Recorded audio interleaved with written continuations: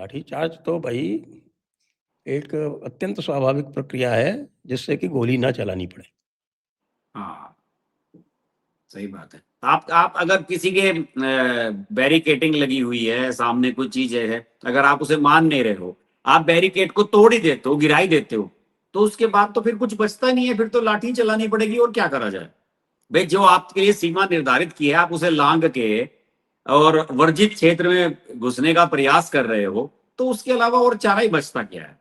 अब ये देखो ना आप, ये कि ये अभिजीत दीपके वगैरह वहां रांची गए नहीं, कोई सी यहीं से वीडियो कॉल कर रहे हैं, पता नहीं क्या क्या कर रहे हैं उसके महतो के साथ, ये कर लिया, मोरल सपोर्ट दे रहे हैं।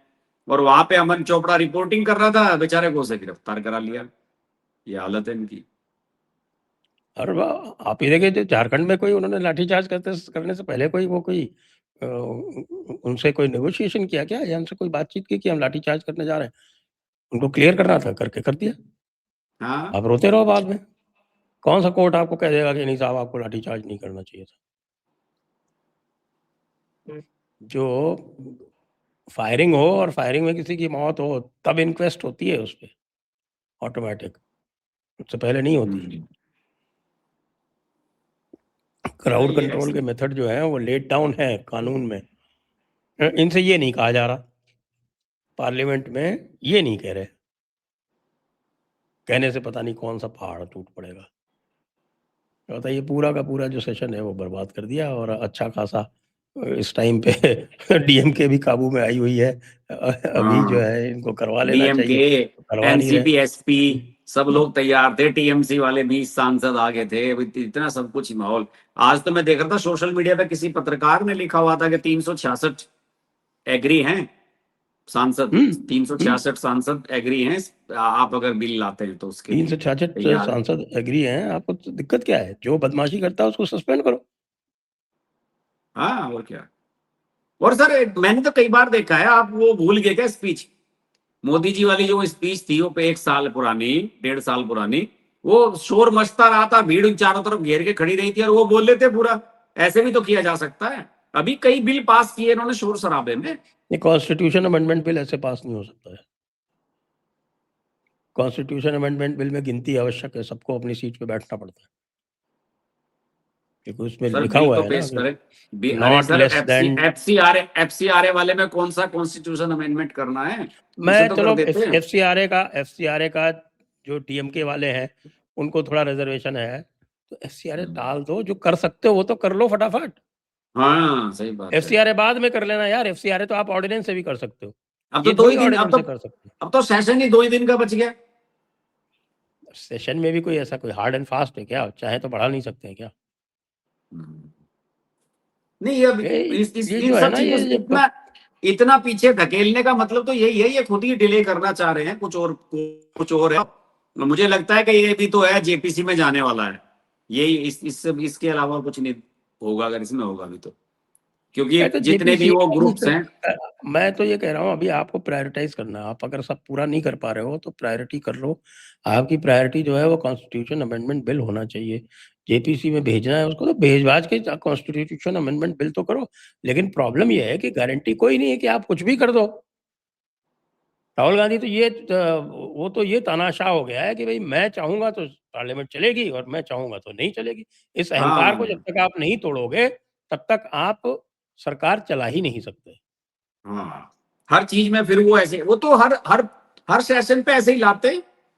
अब धीरे धीरे बढ़ती चली जा रही है ये चीजें, बढ़ती चली जा रही, वो हर बढ़ती सेशन में। इसलिए जा रही है कि आप जो है वो उसको इतना लीवे देते चले जा रहे हो, उसको इतनी लंबी छूट देते चले जा रहे हो, इसलिए हो रहा है।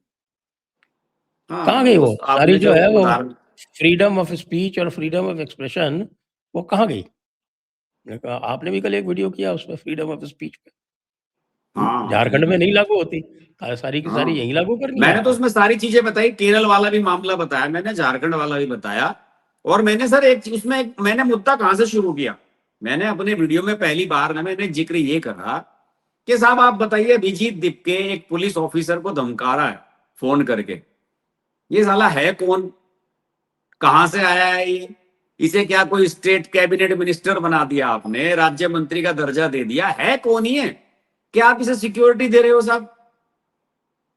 हर समझ में यही नहीं आया कि भाई आप एक, और पुलिस वालों ने उसके खिलाफ लिखित में दिया है कि साहब बताइए, उसका वीडियो सोशल मीडिया पर वायरल हो रहा है, वो पुलिस अधिकारी को बदतमीजी करके कह रहा है कि हटाओ इसे, पीएसआई को मेरे घर के सामने से यहाँ क्यों लगा दिया है आपने, मुझे नहीं चाहिए किसी सिक्योरिटी। भैया कहीं की सिक्योरिटी दे रहे हो, क्यों क्यों उसकी इतनी लल्लो चप्पो कर रहे हो? वो मजे कर रहा है, टाइफाइड उसे हो रखा है, वो कोक पी रहा है वहां पे, केक खा रहा है, डांस कर रहा है। हाँ मतलब टाइफाइड में कुछ फुल मौज ऐसा चल रही है। टाइफाइड भगवान सबको दे। तो समझ में नहीं आ रहा कि मतलब, तो अभिव्यक्ति की आजादी का वो यही था हमारा कहने का मतलब।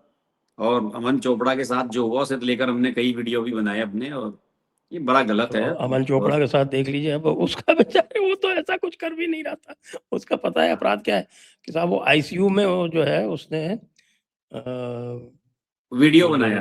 वीडियो आईसीयू में बैठ के बेड के ऊपर वीडियो बनाया, ये बड़ा अपराध है। तो ये कौन सा लेकिन सर अपराध है भाई? आप ये बताओ ना, मैंने मान लिया कि आईसीयू में बैठ के उसने ये अपराध करा, लेकिन आपने सारा दिन उसे जो है डिटेन करके रखा, उसे वहां कवरेज पे नहीं जाने दिया कल। ये कौन से कानून में लिखा हुआ है? ठीक है, आप एफआईआर दर्ज करो, जांच करो अपनी जो करना है, पकड़ के तो बैठाए रखा ना उसको। असली तो ये था कि वो तो विधानसभा में कल वो तो प्रदर्शन। वो तो पुलिस 24 घंटे बैठाए रह सकती है, उसमें कोई वो नहीं है। लेकिन लेकिन सर ये कोई ऐसा ऐसा क्राइम नहीं है चौबीस ना जिसमें चौबीस पुलिस घंटे बैठे। तक तो पुलिस आराम से बैठा के रख सकती है।